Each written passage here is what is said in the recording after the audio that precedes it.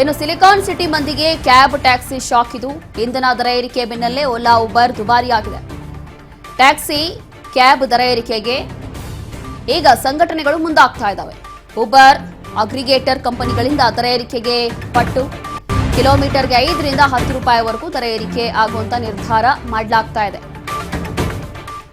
ಹೀಗೆ ಪೆಟ್ರೋಲ್ ಮತ್ತೆ ಡೀಸೆಲ್ ಬೆಲೆ ಏರಿಕೆ, ಅಗತ್ಯ ವಸ್ತುಗಳ ಬೆಲೆ ಏರಿಕೆ ಎಲ್ಲವೂ ಕೂಡ ಮತ್ತೊಂದು ಕಡೆ ಆದರೆ ಈಗ ಇಂಧನ ದರ ಏರಿಕೆ ಬೆನ್ನಲ್ಲೇ ಓಲಾ ಮತ್ತೆ ಊಬರ್ ಇದು ಕೂಡ ಬಹುಶಃ ಬೆಲೆ ಏರಿಕೆ ಆಗ್ಬೋದು. ಹೀಗೆ ಈಗ ಸಂಘಟನೆಗಳು ಮುಂದಾಗ್ತಾ ಇದ್ದಾರೆ. ಕಾರಣ ಏನು ಅಂತಂದ್ರೆ ಅವ್ರಿಗೂ ಕೂಡ ಆರ್ಥಿಕವಾಗಿ ಬಹಳಷ್ಟು ಪೆಟ್ಟು ಬೀಳ್ತಾ ಇದೆ.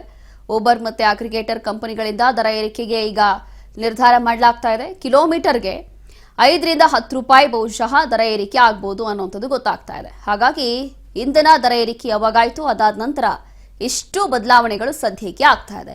ಹಾಗಾಗಿ ಸಿಲಿಕಾನ್ ಸಿಟಿಯಲ್ಲಿ ಈಗಾಗಲೇ ಓಲಾ ಉಬರ್ ಕ್ಯಾಬ್ ಇದೆಲ್ಲವೂ ಕೂಡ ಬಳಸುವಂಥ ಮಂದಿ ತುಂಬ ಜನ ಇದ್ದಾರೆ, ಪ್ರತಿನಿತ್ಯ ಓಡಾಡುವಂಥವ್ರು. ಈಗ ಇದರಲ್ಲೂ ಕೂಡ ಬೆಲೆ ಏರಿಕೆ ಆಗುವಂಥ ಸಾಧ್ಯತೆ ಇದೆ ಅನ್ನೋಂಥದ್ದು ಗೊತ್ತಾಗ್ತಾ ಇದೆ. ಸಂಘಟನೆಗಳು ಈಗ ಆರ್ಥಿಕವಾಗಿ ಪೆಟ್ಟು ಬೀಳಿರೋದ್ರಿಂದ ಈ ರೀತಿಯಾದಂಥ ನಿರ್ಧಾರವನ್ನು ತಗೊಳ್ಳಕ್ಕೆ ಮುಂದಾಗಿದ್ದಾರೆ. ಇಂಧನ ದರ ಏರಿಕೆ ಬೆನ್ನಲ್ಲೇ ಓಲಾ ಮತ್ತು ಉಬರ್ ದುಬಾರಿ ಆಗುತ್ತೆ.